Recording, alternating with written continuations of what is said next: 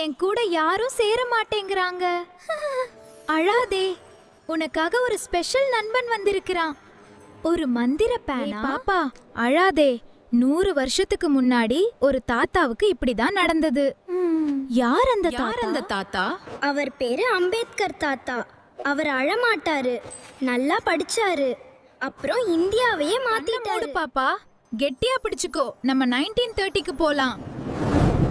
Wow, பேனா! நாம பறக்குறோம். அது யாரு? ஏன் அந்த அண்ணனை தண்ணி குடிக்க விட மாட்டேங்கிறாங்க? அதுதான் பாப்பா, சின்ன வயசு அம்பேத்கர் தாத்தா தாகமா இருந்தாரு. அவர் அழுதாரா? இல்ல பாப்பா, போராடி எல்லாருக்கும் தண்ணி கிடைக்க வச்சாரு.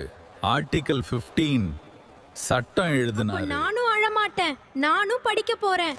என்னையும் யாரும் ஒதுக்க முடியாது. அதான் பாப்பா, சபாஷ். இந்த பேனா தான் உன் ஆயுதம். எழுது, படி, ஜெயி. ஜாதி பாக்குற கண்ணை மூடு, புத்தகம் படிக்கிற கண்ணை திற. அன்று பாப்பா அழுதுட்டு வீட்டுக்கு போனான். ஆனா திரும்பி வந்தா ஒரு போராளியா.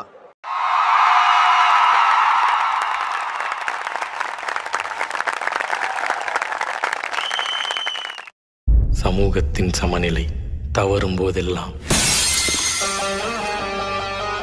சகலமும் அவலமாகும். மனிதத்தன்மை கேள்விக்குறியாகும்.